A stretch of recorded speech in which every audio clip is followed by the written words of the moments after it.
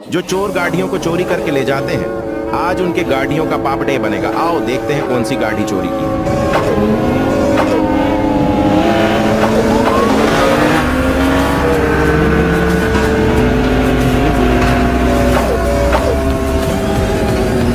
लगता है यही गाड़ी चोरी की है, लेकिन उसे देखने से पहले बेटा मुझे देखकर इग्नोर मत करना। इस बार जो भी एग्जाम में पास होना चाहता है मैं पास कर दूंगी, मगर मेरा भी एक काम करना होगा। तुम्हें इस वीडियो को एक लाइक और चैनल को सब्सक्राइब करना होगा और 5 सच्चे मित्र को शेयर करना होगा। और मेरे बेटे जाते जाते कमेंट में सरस्वती मान लिख दे। और इसका तो पाप डे बन ही